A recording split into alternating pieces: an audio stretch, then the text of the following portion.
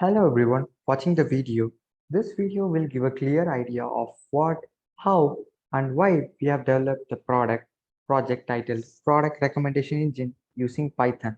This project is being developed for the Tech Expo 2021 and it is being done by myself, Srinike J, a sophomore at PSG Institute of Technology and Applied Research, and I am pursuing my BE degree in ECE. This project is also done by my friend or my classmate Vishwakumar N. So let me proceed with the presentation. This product recommendation engine is actually a big battle. Like it's battle between two different tech giants or e-commerce websites, namely Amazon and Flipkart. So this how our product recommendation engine works. Like it also it's a battle between Amazon and Flipkart. So now let me move on to the problem statement.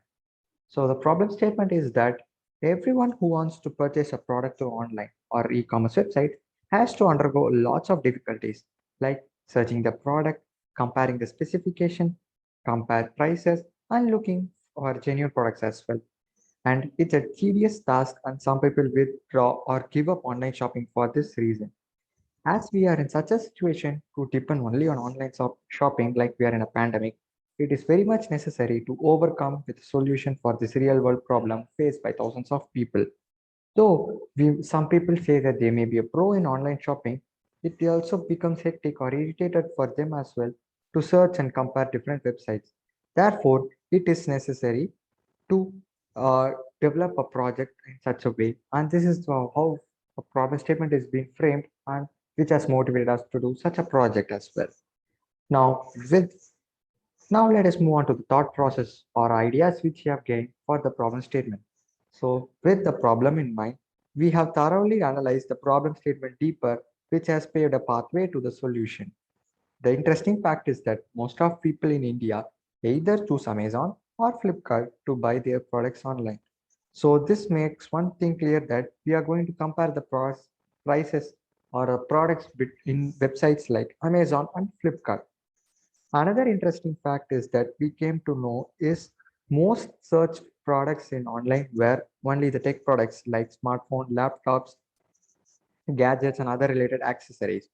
So we had a clear idea of how we have to proceed with the problem.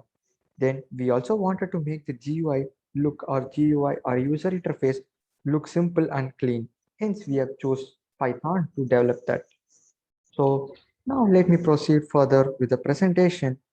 So this slide will give you a clear stat of why we have chosen a product recommendation engine between Amazon and Flipkart. So this is nothing but a donut chart, which will give a percentage of users searching online on a particular website. So we could see that around 40% of the people choose Amazon and nearly 31% of the buyers choose Flipkart and only 30% of the people choose other websites. Hence, we are very clear that we have initially developed the product recommendation engine with Amazon and Flipkart. Now, we'll be looking at some of the criteria to be satisfied. Like we have the problem statement invite, we have also framed a solution to the problem. So we have to think on how to implement it and what are the criteria to be satisfied by implementing. So to start off with, buyers have to have access to the products in their respective website, and we have to print the price, provide other relevant suggestions or recommendations to the user, and we have also redirect the user to the directly to the site's products homepage, and it has to be user friendly, interactive GUI, and so on. So with this criteria to be satisfied, we have for the only language or only programming language which comes in mind is Python because it is a programmer's delight language and it has numerous modules because of for its specificity. And we have also there are large communities using it and it's open source and it is very easy to implement and understand. And it has got various IDEs through which we could run the code in Python. Hence, we have decided to choose Python as a base programming language. Now, we have known that we are going to use Python. So we also know that there are many libraries or different modules available in Python. So we have used these major modules and let me just give a brief overview of the use case of each module, which is initially, let me start with tkinter, which is used for achieving great, good or great or nice, basic or simple GUI experience to the user. And next, which is the BS4 module, which is mainly used for parsing the text available from the sources. Here, sources represent the different websites, and we have to parse different HTML tags, so we use the BS4. And requests, and this is used to get the URL request from the respective URL.